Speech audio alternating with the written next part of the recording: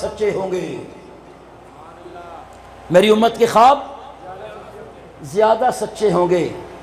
ایک بچے کو بھی خواب آتا ہے، لڑکے کو بھی خواب آتا ہے، نوجوان کو بھی خواب آتا ہے، بوڑھے کو بھی خواب آتا ہے، ہر حیثیت رکھنے والے مومن کو خواب آتا ہے۔ توجہ کے ساتھ رسول اللہ نے فرمایا، اگلی حدیث پاک فرمایا، سچا خواب نبوت کا 46واں حصہ ہے۔ سچا خواب ونسلم علی رسولہ الکریم اما بعد فاعوذ باللہ من الشیطان الرجیم بسم اللہ الرحمن الرحیم اقرأ باسم ربک الذی خلق صدق اللہ العظیم ان اللہ وملائکتہ یصلون علی النبی یا ایہا الذین آمنوا صلوا علیہ وسلموا تسلیما۔ پڑھیے الصلاۃ والسلام علیک یا سیدی یا رسول اللہ وعلی آلک واصحابک یا سیدی یا حبیب اللہ۔ الصلاۃ والسلام علیک یا سیدی یا ابا الزہراء البتول وعلی آلک واصحابک یا سیدی یا جد الحسن والحسین۔ یا غوث اعظم بمن بے سر و سامہ مدد قبلہ دی مدد کعبہ ایمہ مدد مقتدر اور معزز میرے سامعینوں، مشاہدین اور اسٹیج پر جلوہ افروز رجال حل و عقد، بالخصوص عزت مآب گرامی قدر جناب چودھری محمد الیاس خان صاحب، جناب چودھری محمد امجد روڈی صاحب اور جناب چودھری محمد نوید صاحب اور دیگر شخصیات، فردن میں نام تو نہیں جانتا، بالخصوص حضرت علامہ و مولانا محمد شریف صاحب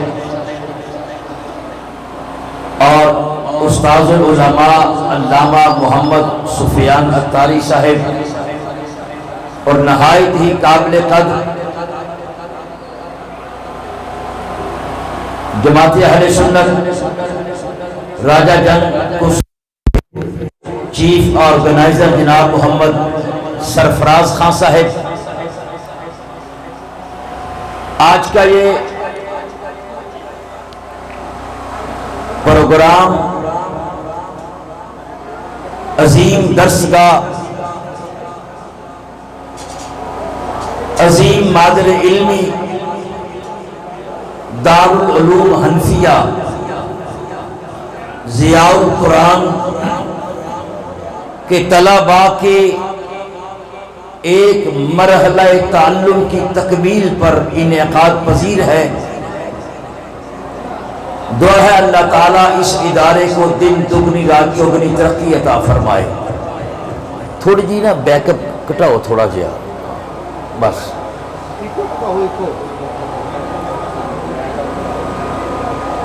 آپ کا منتشر مجمع جو ہے شاید مجھے کچھ بھی کہنے نہ دے۔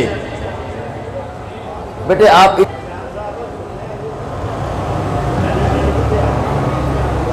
بلا تمہید بات شروع کرتا ہوں، آپ میری طرف متوجہ ہو ذرا تھوڑی سی۔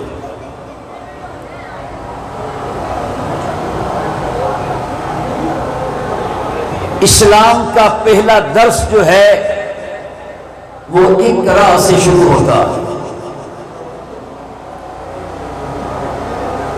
نبی پاک حقیقت میں جو انقلاب لے کے آئے وہ علم کا انقلاب لے کے آئے،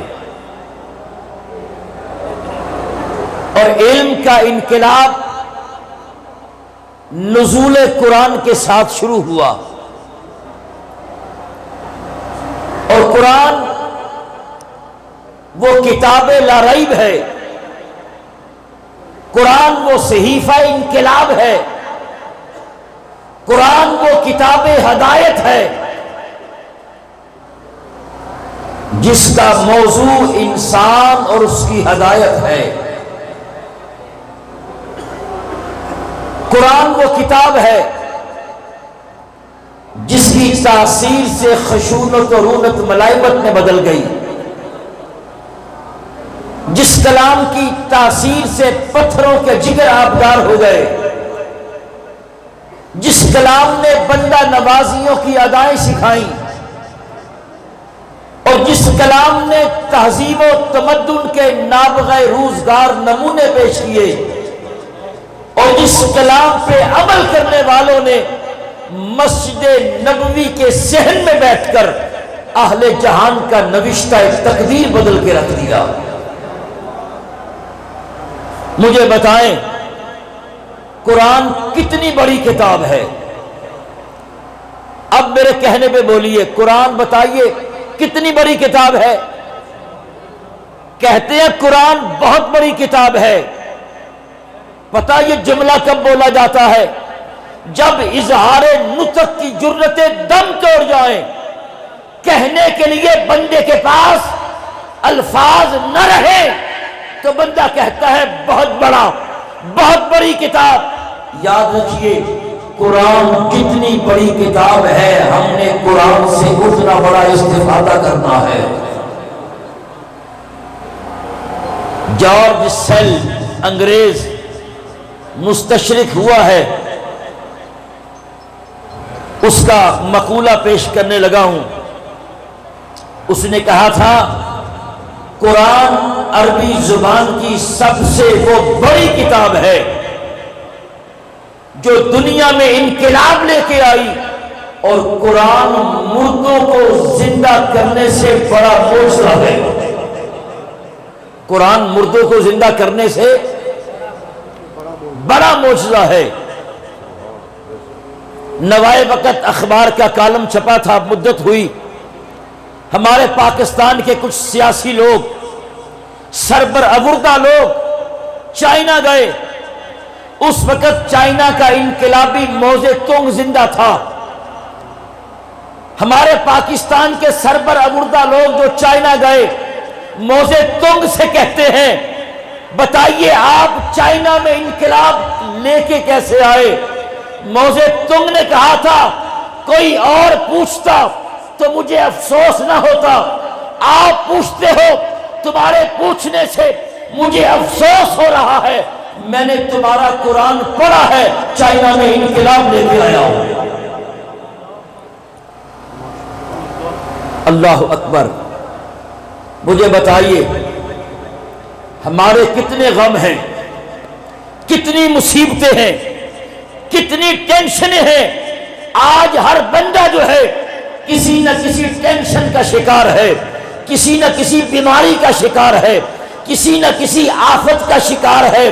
یاد رکھیے ایک سوال ہر امتحان کے لیے کافی نہیں ہوتا۔ ایک سوال، مجھے بتاؤ، ایک سوال طالب علم یاد کر لے تو امتحان میں پاس ہو سکتا ہے؟ ایک سوال ہر امتحان کے لیے کافی نہیں ہوتا، اور ایک استاذ ہر علم کے لیے کافی نہیں ہوتا۔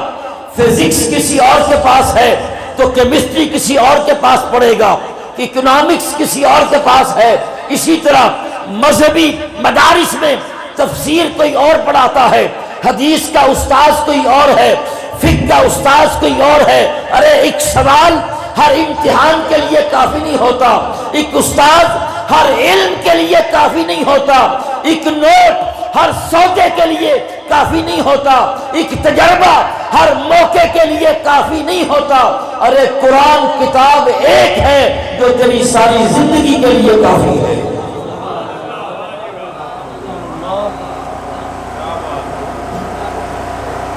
اللہ اکبر۔ حضرت عمر فاروق اعظم رضی اللہ تعالیٰ عنہ کے پاس کنز العمال کی حدیث پاک ہے۔ عمر فاروق اعظم کے پاس ایک شخص آتا، سوال کرتا، آپ اسے عطا کرتے، پھر آتا آپ پھر عطا کرتے، پھر کچھ مدت کے بعد آتا عمر فاروق اعظم پھر اسے عطا کرتے. اور عمر فاروق اعظم رضی اللہ تعالیٰ عنہ تھوڑا دینے والے نہیں تھے. کیوں؟ وہ نبی پاک صلی اللہ علیہ وسلم کے مدرسہ کے فارغ التحصیل طالب علم تھے، جس کی تربیت نگاہ مصطفیٰ سے ہوئی ہو، جنہوں نے قرآن کی آیتوں کو اترتے دیکھا. اور پھر وہ عمر فاروق اعظم، قرآن پاک کے 22 مقامات ہیں. فاروق اعظم سوچتے گئے، اللہ قرآن کی آیتیں نازل کرتا گیا. وہ فاروق اعظم تھوڑا دینے والے نہ تھے.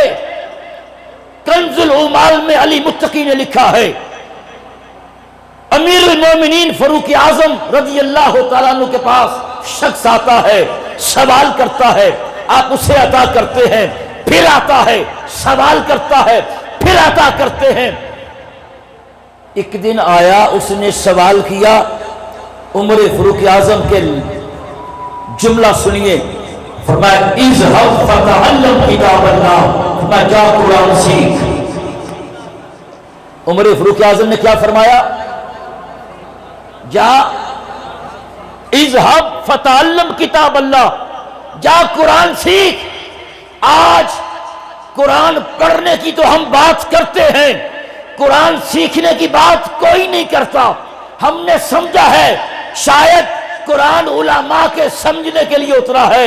ارے نانا، قرآن جو ہے سبھی کے فہم اور سمجھنے کے لیے اترا ہے. عمر فاروق اعظم نے فرمایا اذهب فتعلم کتاب اللہ، میں جا قرآن سیکھ. وہ چلا گیا. مدت ہوئی، واپس نہ پلٹا.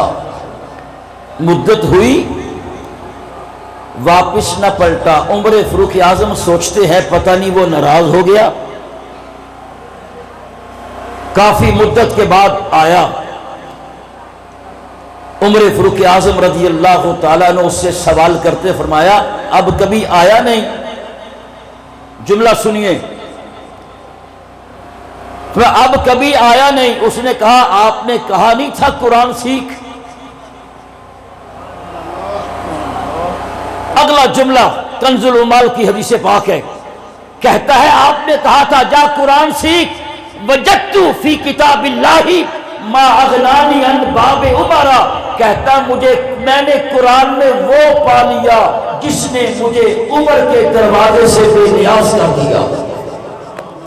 میں نے قرآن میں وہ شے پا لی جس نے مجھے عمر کے دروازے سے بے نیاز کر دیا. میرا سوال یہ ہے، اگر ایک سائل کو، وہ کون تھے، یا صحابی تھے یا تابعی تھے، اگر ایک صحابی کو یا ایک تابعی کو قرآن عمر فاروق اعظم کے دروازے سے بے نیاز کر سکتا ہے، تو یاد رکھیے آج قرآن ہمیں IMF سے بھی بے نیاز کر سکتا ہے، قرآن ہمیں ورلڈ بینک سے بے نیاز کر سکتا ہے.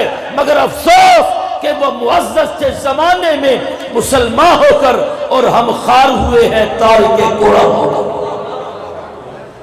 بیٹے ایکو کٹا تھوڑی جی، ایکو کٹا تھوڑی جی، والیوں بدا. میں جہاں لے کے آنا چاہتا تھا میں وہاں پہنچ چکا ہوں.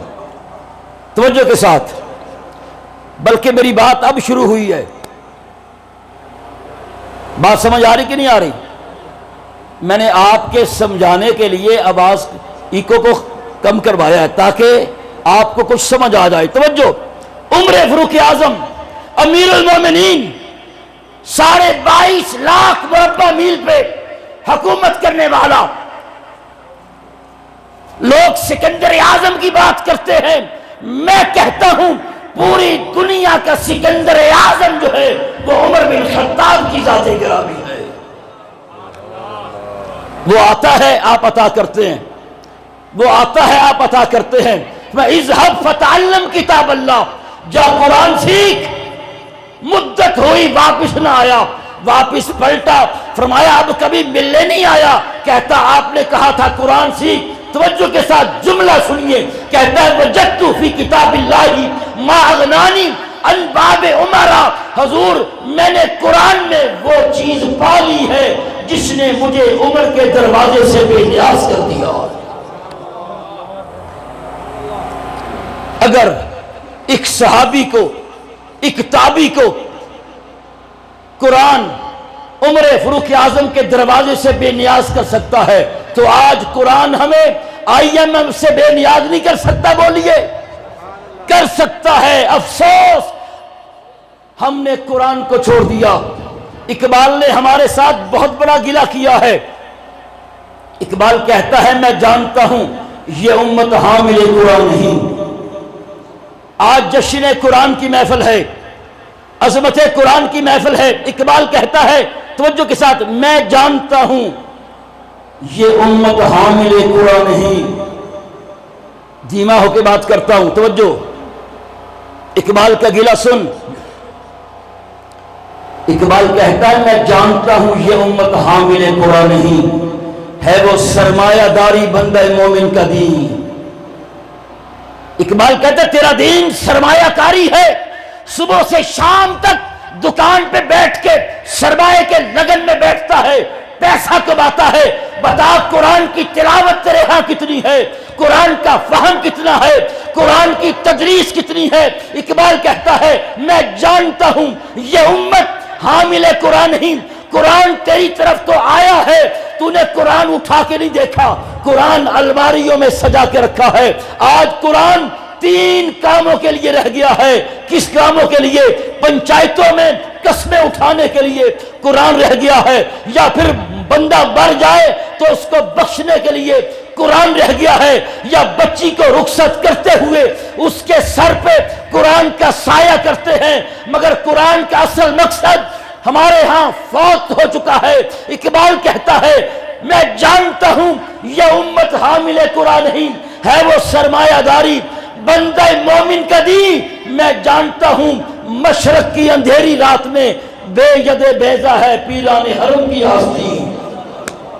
اقبال کہتا ہے پیر تو بڑے ہیں، علماء تو بڑے ہیں، بڑے بڑے لمبے جبے بھی ہیں، ان جبوں میں ید بیضا نہیں ہے۔ اللہ اکبر۔ تو بات کر رہے تھے اگر قرآن ایک سائل کو عمر فاروق اعظم کے دروازے سے بے نیاز کر سکتا ہے تو ہمیں قرآن ورلڈ بینک سے بے نیاز نہیں کر سکتا؟ بولیے۔ لمحہ فکریہ دینے لگا ہوں۔ ہمارے گھروں میں بچہ جب 5-6 سال کا ہوتا ہے نا تو عجیب کشمکش ہوتی ہے، کیا بچے کو داخل کہاں کرانا ہے؟ گھر کے ہر فرد کی رائے مختلف ہوتی ہے۔ میں اپنے فیصل آباد کا ماحول بتاتا ہوں۔ کبھی کوئی کہتے اس کو بیکن ہاؤس میں داخل کروائیں گے، اس کو لٹل اینجل میں داخل کروائیں گے، ڈویژن پبلک میں لے کے جانا ہے۔ ہم نے جس بچے کو جس سکول میں داخل کرانا ہو اس کا سٹاف دیکھتے ہیں، سٹاف کی کوالیفیکیشن دیکھتے ہیں، وہاں کا فرنیچر دیکھتے ہیں، انوائرمنٹ دیکھتے ہیں، پھر بچے کو داخل کراتے ہیں۔ لمحہ فکریہ ہے جب اسی بچے کو ہم نے قرآن پڑھانا ہوتا ہے تو کیا کہتے ہیں؟ نالدی اپا کو جا کے پڑھیا، نالدی آپا کو جا کے پڑھیا۔ اب بتاؤ جب قرآن پڑھانے کی باری آتی ہے ہم نے کبھی دیکھا ہے جس آپا کے پاس پڑھنے بھیج رہے ہیں اس کا اپنا تلفظ کیسا ہے؟ اس کو تجوید آتی ہے کہ نہیں؟ اس کو سا اور سین میں فرق کا علم ہے کہ نہیں؟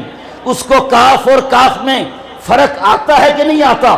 اس کو تا اور تا کا فرق آتا ہے کہ نہیں آتا؟ ماشاءاللہ اب تو دعوت اسلامی نے علم کی وہ بہار پیدا کی ہے کہ جس مدرسے میں بھی دیکھیے سب سے پہلے قواعد پڑھائے جاتے ہیں، مخارج پڑھائے جاتے ہیں، پھر قرآن پڑھایا جاتا ہے۔ اور مجھے قبلہ سفیان اتاری صاحب بتا رہے تھے کہ اس دور پر فتن میں اس کچے سے ماحول میں قرآن پاک ناظرہ کی کلاس بھی لگ رہی ہے، حفظ کی کلاس بھی لگ رہی ہے، اور حفظ سے پہلے بچوں کو مخارج پڑھائے جاتے ہیں، تجوید پڑھائی جاتی ہے، اظہار اور اخفاء پڑھایا جاتا ہے، بتایا جاتا ہے کلکلا کہاں کرنا ہے، وقف کیسے کرنا ہے۔ اب دنیا ترقی کر گئی ہے، اس کے بعد پھر درس نظامی کا شعبہ علیحدہ ہے، فیضان شریعت کا شعبہ علیحدہ ہے، پھر طلباء کا شعبہ علیحدہ ہے، طالبات کا شعبہ علیحدہ ہے۔ اس گئے گزرے دور میں، کسب پرسی کے دور میں اور بے سر و سامانی کے عالم میں علامہ سفیان اتاری صاحب اور ان کے رفقاء کار اس مدرسے کو لے کے چل رہے ہیں۔ میں کہوں گا صرف وہ مدرسے کو لے کے نہیں چل رہے، وہ نئی نسل کو قرآن و سنت کی دعوت دے رہے ہیں۔ اللہ اکبر۔ میں کہوں گا آ قرآن کے ساتھ لو لگا۔ وہ لوگ جن کا آج ہم دم بھرتے ہیں، ہمارے مرنے کے بعد ہمارا ساتھ چھوڑ جائیں گے۔ حضرت ابو سعید خدری سے روایت ہے، کہیے رضی اللہ تعالیٰ عنہ۔ ابو سعید خدری کہتی ہے رسول اللہ نے فرمایا جب قرآن پڑھنے والا مر جاتا ہے، جب قرآن پڑھنے والا مر جاتا ہے، قرآن اس کے سرہانے آ جاتا ہے، قرآن اس کے سرہانے آ جاتا ہے، اور جب اسے غسل دے کر کفن پہنایا جاتا ہے تو قرآن میت کے اپنے قاری کے سینے پہ آ جاتا ہے۔ حدیث پاک ہے، کیسے آتا ہے خدا جانے، مصطفیٰ جانے یا قرآن جانے۔ آج افراتفری کا دور ہے، ہر بندہ جو ہے وہ مصروفیت کا شکار ہے، کتنا بھی کوئی قریبی کیوں نہ مر جائے، جب ہم اس کے گھر جاتے ہیں میت پڑی ہوتی ہے، ہم 10 منٹ بیٹھتے ہیں، افسوس ہوا، اللہ غریق کے رحمت کرے، روایتی لفظ بول کے ہم کہتے ہیں جی میرے لائق کوئی خدمت، اس کے بعد ہم کہتے ہیں جی میں ابھی آیا، تو پھر بندہ وہ ابھی آتا نہیں ہے، کہاں جاتا ہے؟ جنازگاہ میں جاتا ہے۔ ارے محبت کا دم بھرنے والے چار پائی کے پاس بیٹھنا گوارا نہیں کرتے، تھوڑے سے پرسے کے تعزیت کے جملے بول کر اپنے اپنے کاموں کو چلے جاتے ہیں، پھر کیا ہوتا ہے؟ جنازہ پڑھ کے پھر نکل گئے۔ ارے آپ قرآن کے ساتھ وفا کرنا تیرا کام ہے۔ رسول اللہ نے فرمایا جب قرآن کا قاری مر جائے، قرآن پڑھنے والا مر جائے، فرمایا قرآن جب اسے غسل دے کے کفن پہنا دیا جاتا ہے تو قرآن اپنے قاری کے پڑھنے والے کے سینے پہ آ جاتا ہے۔ فرمایا جب اس کا جنازہ اٹھتا قرآن اس کے ساتھ ہوتا ہے، جب اسے قبر میں اتارا جاتا ہے، اس کو دفن کرنے والے دفن کر کے آ جاتے ہیں۔ ابو سعید خدری کہتے ہیں رسول اللہ نے فرمایا جب قبر میں منکر نکیر آتے ہیں تو قرآن اس قاری کی قبر میں اتر جاتا ہے، قرآن اس قبر کی قاری میں اتر جاتا، اس قاری کی قبر میں اتر جاتا ہے۔ قربان جاؤں، قرآن کے ساتھ وفا لگا، قرآن زندگی میں بھی تیرا ساتھی بنے گا، قبر میں بھی تیرا ساتھی بنے گا، حشر میں بھی تیرا ساتھی بنے گا۔ فرمایا جب قرآن قبر میں اترتا ہے تو منکر نکیر اور توجہ مردے کے درمیان حائل ہو جاتا ہے، اور قرآن کہتا ہے توجہ کے ساتھ، اور میت دیکھتی ہے یہ کون ہے؟ قرآن کہتا ہے جب تک اسے میں جنت میں نہ لے جاؤں میں پیچھے ہٹنے والا نہیں۔ رسول اللہ فرماتے ہیں پھر قرآن میت سے مخاطب ہوتا ہے، کہتا ہے میں وہی قرآن ہوں جس کو صبح و شام کبھی آہستہ کبھی بلند آواز سے تو پڑھا کرتا تھا۔ یہ ہے قرآن کی وفا۔ اور قرآن کے ساتھ صحابہ کا عشق کیسا تھا؟ لبید بن ربیعہ العامری عربوں کا بہت بڑا شاعر، اس کے لکھے ہوئے قصیدے کعبے کی دیوار کے ساتھ لٹکائے جاتے تھے۔ جب انہوں نے اسلام قبول کیا، ان کا دیوان بھی موجود ہے، ایم اے عربی کے سلیبس میں ان کا معلقہ موجود ہے، جو سونے کے پانی کے ساتھ لکھ کر کعبے کی دیوار پہ لٹکایا گیا۔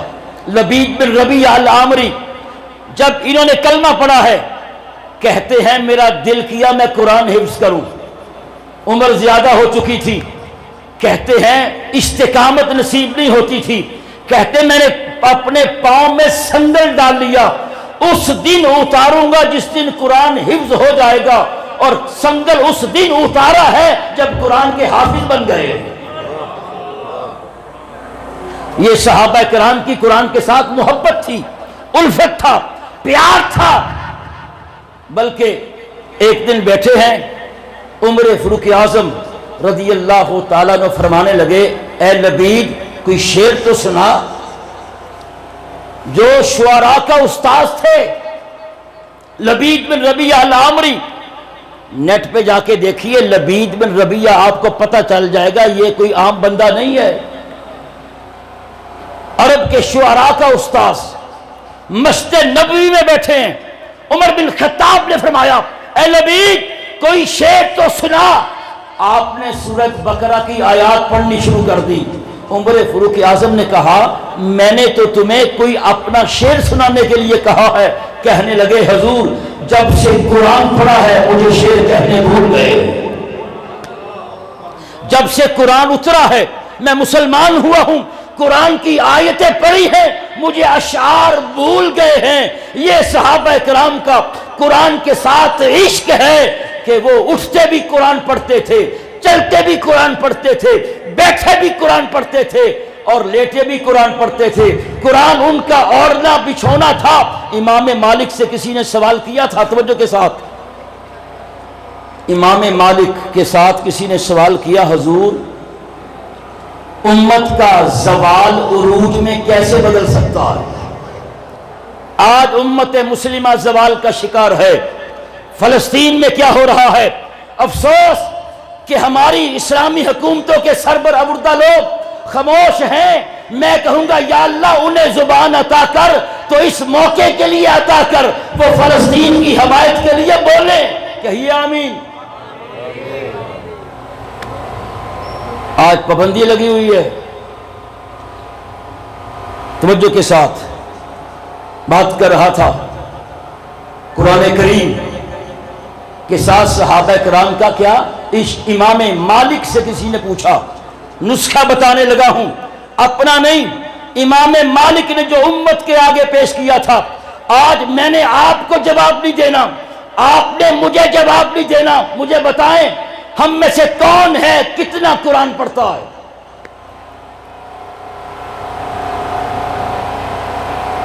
اللہ اکبر۔ جواب کیا آئے گا آپ نے مجھے نہیں بتانا، میں نے آپ کو نہیں بتانا۔ دعوت غور و فکر دینا چاہتا ہوں۔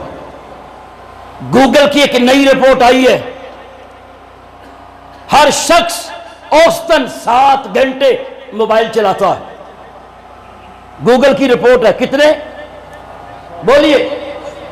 ہر بندہ 7 گھنٹے موبائل یوز کرتا ہے، اس کو اٹھاتا ہے۔ میں نے جب یہ رپورٹ پڑھی میرے دل میں خیال آیا، ارے ہم 7 گھنٹے موبائل تو اٹھا سکتے ہیں، افسوس روزانہ 7 منٹ قرآن نہیں اٹھا سکتے۔ وہ معزز سے زمانے میں مسلمان ہو کر اور ہم خار ہوئے تارک قرآن ہو کر۔ اقبال نے ایک بہت بڑا گلہ کیا ہم سے، سنا دوں؟ بولیے، ناراض تو نہیں ہو رہے؟ میرے ان چند جملوں کے پیچھے اگر کسی کے ذہن میں اتنا ہی آ گیا میں نے روزانہ قرآن کو پڑھنا ہے، میں کہوں گا میری بخشش کی دلیل ہے۔ میں اپنے ملنے والوں سے کہا کرتا ہوں، آپ نے روزانہ 1 سپارہ نہیں پڑھنا، نہ پڑھے۔ 1 رکوع بھی پڑھ نہیں ہوتا، نہ پڑھے۔ روزانہ وضو کریں، موبائل سے قرآن نہیں پڑھنا، پڑھ سکتے ہیں، جائز ہے، نہیں، وضو کر کے قرآن کو اٹھانا ہے۔ حضرت عثمان غنی ذوالنورین رضی اللہ تعالیٰ عنہ کی طرح کیا کرنا ہے؟ چوم کر پہلے دائیں رخسار کو لگانا ہے، پھر چوم کر بائیں رخسار کو لگانا ہے۔ حضرت عثمان غنی جب بھی قرآن پکڑتے تھے چومتے تھے، پھر اپنے چہرے کو لگاتے تھے۔ صرف روزانہ آپ نے ایک آیت پڑھنی ہے۔ صرف میں آپ کو قرآن کا نشہ دے رہا ہوں۔ کتنی آیت؟ بس ایک آیت۔ اگر ایک آیت پڑھنی شروع کر دی، پھر دیکھنا قرآن تجھے کتنی اپنی محبت عطا کرتا ہے۔ ایک آیت سے کوئی اس پارے تک چلا جائے گا۔ تو بات کر رہا تھا، ہاں اقبال کا گلا سنا دوں؟ میری بات سمجھ آ رہی ہے؟ اقبال کہتا ہے صوفی پشمینہ پوش حال مست، سرفراز صاحب، قبلہ چودھری صاحب، اقبال کہتا ہے صوفی پشمینہ پوش حال مست۔ اقبال کہتا ہے پشمینے کی گودڑی پہنی ہوئی ہے، بڑا لمبا جبہ پہنا ہوا ہے، صوفی پشمینہ پوش حال مست، از شراب نغمہ قوال مست۔ اقبال کہتا ہے قوالوں کی قوالی پہ تجھے بڑا وجد آتا ہے۔ آج یہاں قوالی کی محفل ہوتی تو ساری جنازگاہ بھری ہوتی، کئی نوجوان ناچ رہے ہوتے۔ میں قوالی کی مخالفت نہیں کرتا، مگر قوالی کے مقابلے میں قرآن کہاں گیا ہے؟ اقبال یہ ہم سے گلہ کرتا ہے۔ اقبال کہتا ہے صوفی پشمینہ پوش حال مست، از شراب نغمہ قوال مست، آتش از شیر عراقی در دلش، در نمی سعادت با قرآن محفلش۔ اقبال کہتا ہے تمہیں قوالوں کی قوالی کے شیروں پہ سر دلنا تو آتا ہے، شیروں کی قوالی پہ وجد تو آتا ہے، بتا تمہیں قرآن کی آیت پہ وجد کیوں نہیں آتا؟ قرآن کی آیت تمہیں رقص میں کیوں نہیں لاتی؟ اقبال کہتا افسوس تیری محفلوں میں قوالی تو رہی، قرآن نہ رہا۔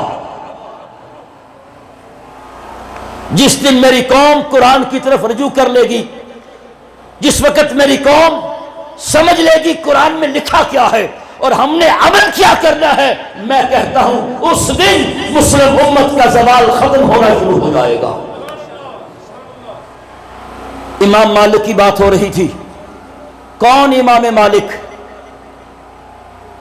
عشق کے امام۔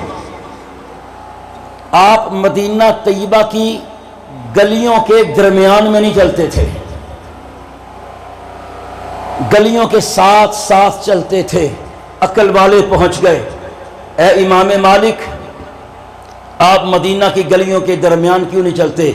فرمایا انہی گلیوں میں میرے مصطفیٰ کریم کا گزر ہوا ہے، میں سوچتا ہوں میرے محبوب کے نشان قدم پہ میرا قدم نہ آ جائے۔ پھر عقل والوں نے دیکھا امام مالک مدینے کی گلیوں کی دیواروں کو چوم رہے ہیں۔ عقل والے سوال کرتے ہیں آپ امام مالک ہیں، وقت کے مجتہد ہیں، یہ دیوانگی کیا ہے، یہ فرزانگی کیا ہے، یہ دیوانہ پن کیا ہے، آپ مدینہ کی گلیوں کو چوم رہے ہو؟ فرمایا سنو، میں نے مدینہ کی گلیوں کو نہیں چوما، میں نے نگاہ یار کو چوما ہے۔ یہاں تو میرے مصطفیٰ کی نگاہیں پڑتی تھی نا، میں دیوار کو نہیں چوم رہا، میں نگاہ یار کو چوم رہا ہوں۔ وہ امام مالک رضی اللہ تعالیٰ عنہ، آپ سے سوال کیا گیا حضور امت کا زوال عروج میں کیسے بدل سکتا ہے؟ اب سوال پیدا ہوتا ہے امام مالک کا دور تابعین کا دور ہے یا تبع تابعین کا دور ہے؟ یعنی وہ اس وقت سمجھتے تھے کہ امت زوال کا شکار ہے، تو آج تو پھر بیڑا ہی غرق ہو گیا ہے۔ امام مالک سے سوال ہوا حضور بتائیں امت کا زوال عروج میں کیسے بدل سکتا ہے؟ امام مالک کا جواب سنیے، فرمایا امت کے پہلے حصے کو جس چیز کے ساتھ عروج ملا تھا، امت کے آخری حصے کو بھی اسی سے عروج ملا تھا۔ عروج ملے گا کیا فرمایا؟ صحابہ نے قرآن کو اپنا امام بنایا، قرآن نے ان کو زمانے کا امام بنا دیا۔ صحابہ نے قرآن کو اپنا امام بنایا اور قرآن نے ان کو زمانے کا امام بنا دیا۔ کیا کسی نے کہا تھا تم قرآن کو اپنی زندگی میں لاؤ، قرآن آپ کی زندگی کو بدل کے رکھ دے گا۔ آج پھر بہانہ یہ بنایا جاتا ہے ہم تو بوڑھے ہو گئے، ہم تو اب قرآن نہیں سیکھ سکتے۔ اکثر بڑے حلقوں میں یہ بات کی جاتی ہے۔ میں پوچھتا ہوں جب حضرت حسان بن ثابت نے کلمہ پڑھا ہے، بتا ان کی عمر کتنی تھی؟ 60 سال کی عمر تھی۔ بڑے بڑے صحابہ بوڑھے ہو گئے تھے جب انہوں نے کلمہ پڑھا ہے، مصطفیٰ کے مدرسے کے طالب علم بنے ہیں۔ حسان بن ثابت نے نہیں کہا آقا 60 سال کا ہو گیا ہوں، مجھ سے قرآن کی آیتیں یاد نہیں ہوتی، مجھ سے مسائل یاد نہیں ہوتے، مجھ سے مسائل مستنبط نہیں ہوتے۔ نہ، جس نے بھی کلمہ پڑھا ہے میرے مصطفیٰ کے مدرسے کا طالب علم بنا ہے۔ میرے آقا کی عمر کتنی تھی جب آپ پہ آئے تو اتنی اقرا پڑھیے، کتنی عمر تھی؟ 40 سال۔ ظاہراً خطاب نبی پاک سے ہے، حقیقت میں یہ خطاب امت سے ہے۔ افسوس، توجہ کے ساتھ، جس امت کا درس اقرا سے شروع ہوتا ہے وہ امت آج اقرا کے درس سے بھی خبر ہو چکی ہے۔ توجہ، بلازری نے لکھا ہے مکہ مکرمہ میں لاکھوں کی آبادی تھی، بعد نے 7 لاکھ لکھا، بعد نے 8 لاکھ لکھا۔ مکہ اور اس کے مضافات کی آبادی لاکھوں پر مشتمل تھی، مگر ان لاکھوں میں صرف لکھنے والے 17 لوگ تھے۔ 17 لوگ تھے جو لکھنا پڑھنا جانتے تھے۔ لاکھوں کی آبادی میں مکے میں 17 لوگ تھے جو لکھنا پڑھنا جانتے تھے۔ توجہ کے ساتھ، جب میرے مصطفیٰ کریم صلی اللہ علیہ وسلم کا وصال با کمال ہوا ہے، 1.25 لاکھ صحابہ کے ہاتھوں میں قلم تھا۔ 1.25 لاکھ صحابہ کے ہاتھوں میں قلم تھا۔ کہنے دیجئے میرے مصطفیٰ جو انقلاب لے کے آئے ہیں وہ علم کا انقلاب لے کے آئے ہیں۔ میرے آقا علم کا انقلاب لے کے آئے ہیں، اور وہ نصاب کیا تھا، وہ سلیبس کیا تھا؟ وہ سلیبس قرآن تھا۔ وہ سلیبس کیا تھا؟ بتا، قرآن پھر کتاب انقلاب ہے کہ نہیں؟ قرآن کتاب انقلاب ہے کہ نہیں؟ ایک جملہ کہہ دوں، یقیناً ساری زندگی یاد کریں گے کہ قرآن صحیفہ انقلاب ہے کیسے؟ جب تک قرآن اترا نہ تھا، جب تک قرآن، یاد کر لیجئے، جب تک قرآن اترا نہ تھا، میرے نبی تو تھے مگر کہلاتے محمد ابن عبداللہ تھے۔ جب تک قرآن اترا نہ تھا میرے نبی تو تھے، کہلاتے محمد ابن عبداللہ تھے۔ قرآن اترا ہے، رسول اللہ کہلائے ہیں۔ قرآن اترا ہے، رسول اللہ کہلائے ہیں۔ بتا، قرآن صحیفہ انقلاب ہے کہ نہیں؟ ارے قرآن وہ کتاب ہے جس کو صحابہ نے پڑھ کے پکڑ کے مسجد نبوی کے صحن میں بیٹھ کے اہل جہان کا نوشتہ تقریر بدل کے رکھ دیا۔ بس اختتام کی طرف جا رہا ہوں۔ اب میں بتانے لگا ہوں قرآن کا فیضان ہے کیا؟ قرآن کا فیضان ہے کیا؟ قرآن کتنے سالوں میں اترا؟ جی آواز آئیے۔ 23 سال۔ بڑے بڑے پڑھے لکھے لوگ بیٹھے، قرآن کتنے سالوں میں اترا؟ بخاری شریف اٹھا کے دیکھیے بڑی توجہ کے ساتھ، اگر جس کی توجہ نہ ہے یہ نقطہ سمجھ نہیں آئے گا۔ قرآن 23 سالوں میں اترا۔ ان 23 سالوں میں 6 مہینے وہ ہیں جسے احادیث میں الرؤیا الصادقہ کہتے ہیں۔ نبی پاک پر وحی اترنے سے پہلے آپ کو سچے خواب آتے تھے. پرائمری کلاس کا بچہ بھی جانتا ہے، اسلامیات کی کتابوں میں لکھا ہوا ہے. آپ فرماتے ہیں میں جو رات کو دیکھتا دن کے اجالے میں ویسا ہی ہو جاتا. وہ خواب کتنے مہینے آتے رہے؟ بولیے 6 ماہ. علماء نے ان 6 ماہ کو وحی کے دورانیے میں شامل کیا. توجہ، قرآن اترا ہے 22.5 سال. کتنے؟ 22.5 سال. 6 ماہ اور روزہ سچے ہوں گے. میری امت کے خواب زیادہ سچے ہوں گے. ایک بچے کو بھی خواب آتا ہے، لڑکیوں کو بھی خواب آتا ہے، نوجوان کو بھی خواب آتا ہے، بوڑھے کو بھی خواب آتا ہے، ہر حیثیت رکھنے والے مومن کو خواب آتا ہے. توجہ کے ساتھ رسول اللہ نے فرمایا، اگلی حدیث پاک فرمایا، سچا خواب نبوت کا 46واں حصہ ہے. سچا خواب، بولیے، نبوت کا میتھمیٹیکل بات سمجھانے لگا ہوں. سچا خواب، ابھی تک میں نے آپ کو بلایا نہیں ہے. اب پیچھے سے بھی آواز آئی ذرا. 46واں حصہ ہے. توجہ کے ساتھ. اچھا، اس سے پہلے میں یہ بات آگے بڑھاؤں، خواب آتے ہیں سبھی کو؟ آتے کہ نہیں آتے؟ اور جو خواب دیکھتے ہیں وہ پورے بھی ہو جاتے ہیں نا؟ بولیے، آگے چلیے. فرمایا سچا خواب، رؤیا المؤمن جزء من 46 جزءا من النبوہ. حدیث پاک ہے، سچا خواب نبوت کا کتنا حصہ ہے؟ 46واں. 46. وحی کا ٹینور، وحی کا دورانیہ کتنا ہے؟ 23 سال. 6 ماہ بھی علماء نے اس کو وحی کے دورانیے میں شامل کیا. کتنے؟ 23 سالوں کے مہینے بنائے. جلدی کریں. 23 ضرب 12 بنائیں. ماشاءاللہ 276. 23 مہینوں کے 23 سالوں کے مہینے کتنے بنے؟ 23 ضرب 12. قبلہ چودھری محمد الیاس خان صاحب. پھر لیڈر بھی ایسا ہی ہونا چاہیے نا، جو حساب کتاب بھی جانتا ہو. کتنے مہینے بنے جی؟ 276. توجہ، اب اس کو 46 پہ تقسیم کریں،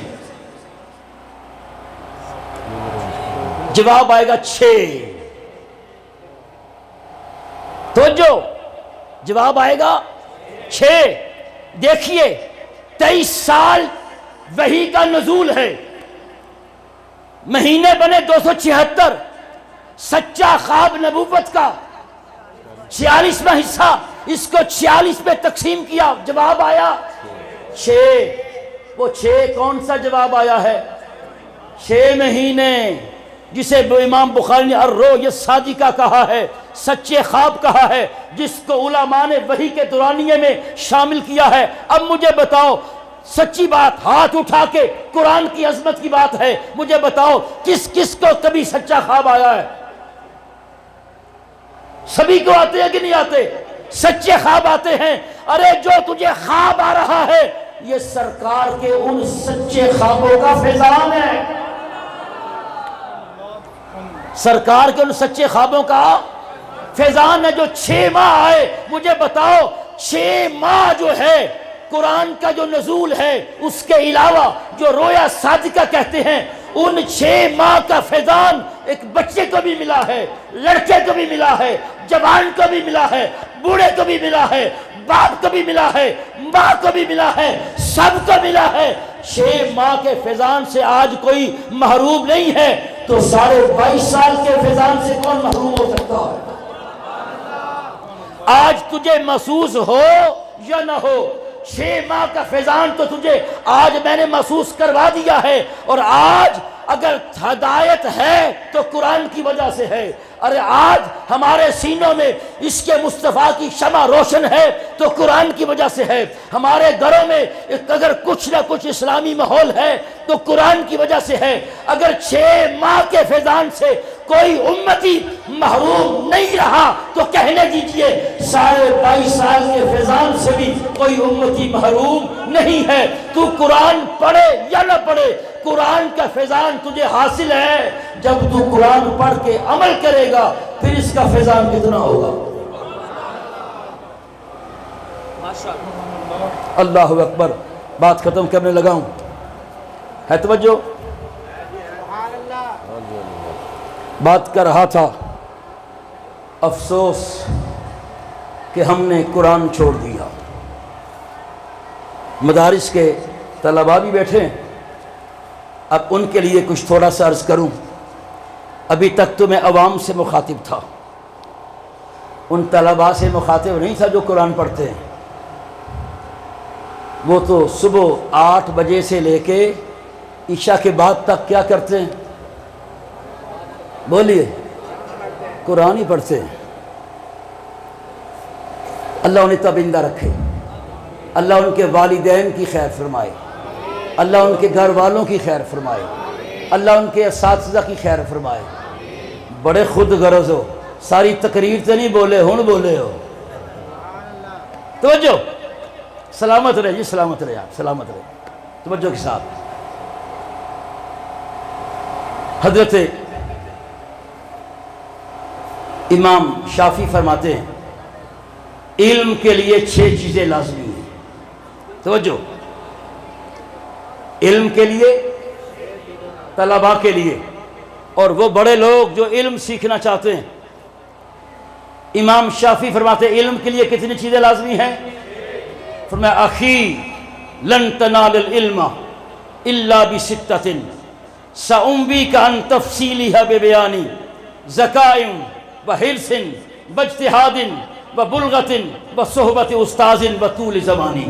امام شافعی فرماتے ہیں میں علم کے لیے، علم کے حصول کے لیے 6 چیزوں کا ہونا لازمی ہے، ان میں سے ایک بھی نہیں ہوگی تو بندہ علم حاصل نہیں کر سکتا۔ طلباء غور کریں، پہلی بات فرمایا اخی لن تنال العلم الا بستۃ سأنبیک عن تفصیلها ببیان ذکاء، ذہانت۔ پہلی کیا ہے؟ ذہانت، دماغ۔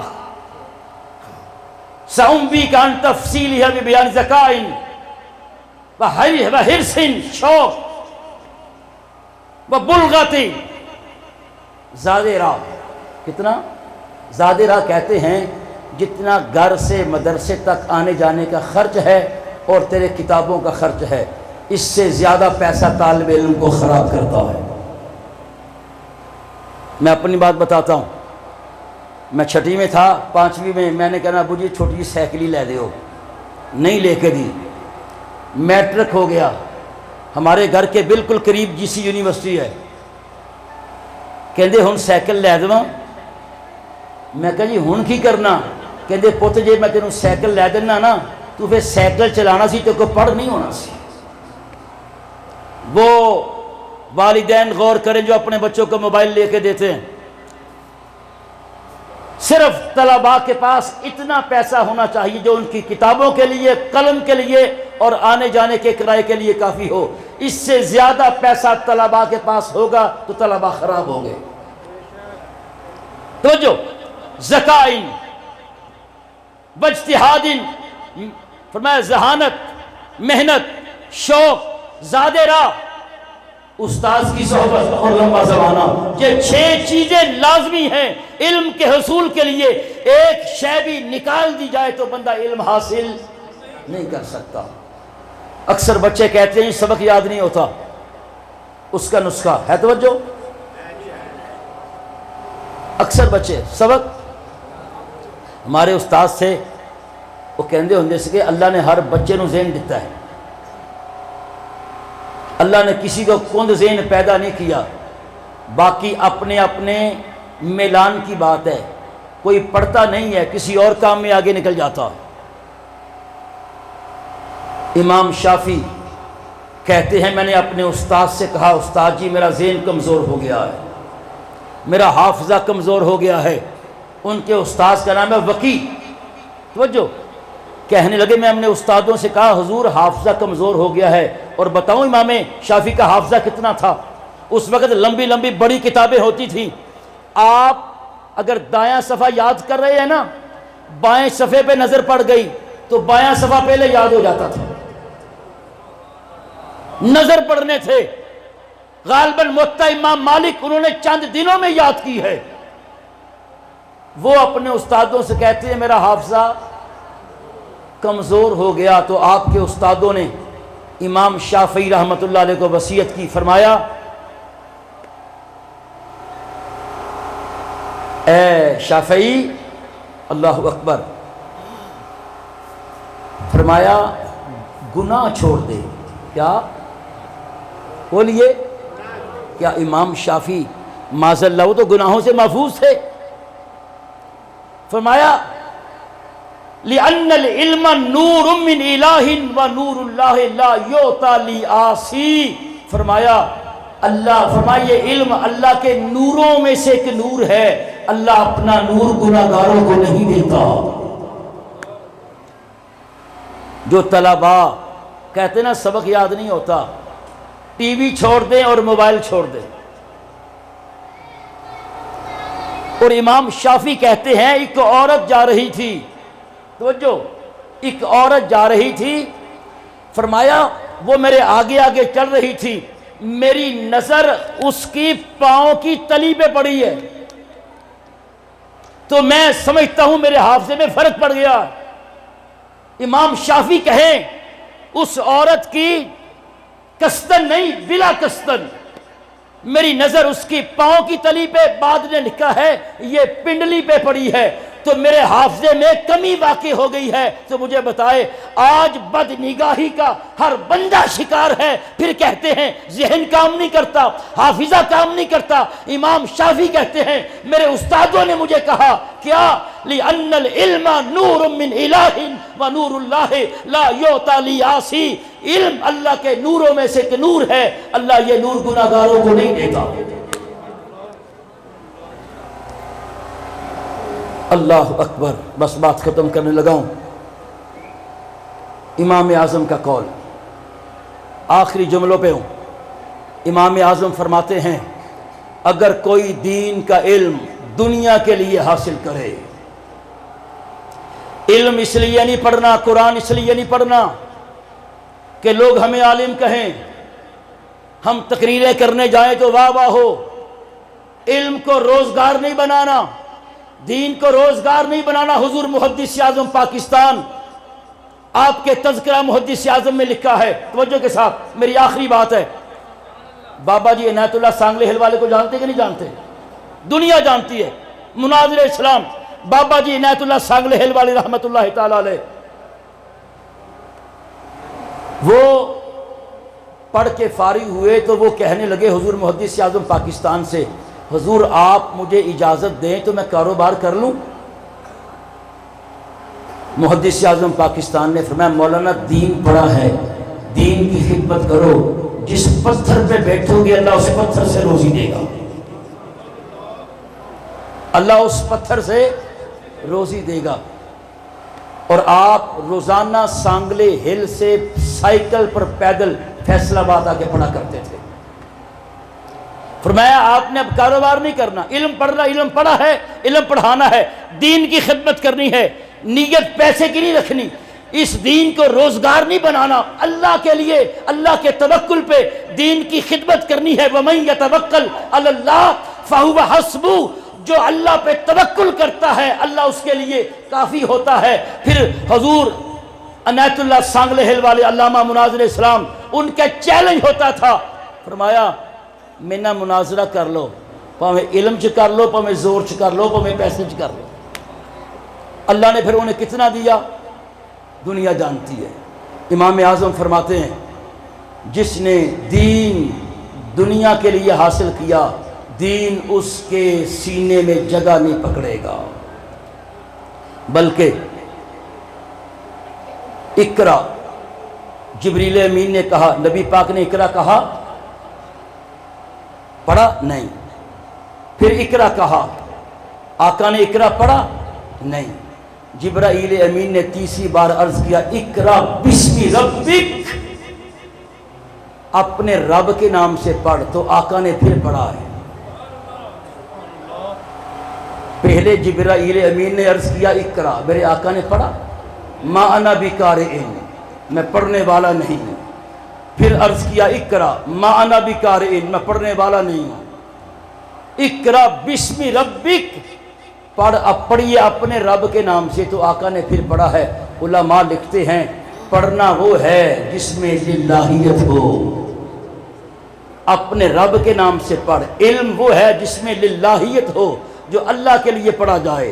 تو آئیے، علم حاصل کرنا ہے تو رب کی رضا کے لیے، اس لیے نہیں کہ ہم عالم کہلوائیں. اگر علم حاصل کیا اللہ کی رضا کے لیے تو دنیا خود بخود عالم کہے گی. اس لیے نہیں کہ ہم اس کو تختہ مشق بنائیں دنیا کے لیے. آئیے انہی الفاظ پہ اکتفا کرتا ہوں کہ اقرا بسم ربک الذی خلق، اسلام کا پہلا درس جو ہے وہ اقرا سے شروع ہوا ہے. آئیے اقرا کے درس کو حرز جان بنائیے اور للہیت، اللہ تعالیٰ کے لیے علم حاصل کیجئے. وہ دن آئے گا، اس علم کو حاصل کر کے آپ عالم بھی بنیں گے اور اللہ تعالیٰ کی رضا بھی حاصل ہوگی. اسی پہ اکتفا کرتا ہوں. وما علیہ الا البلاغ.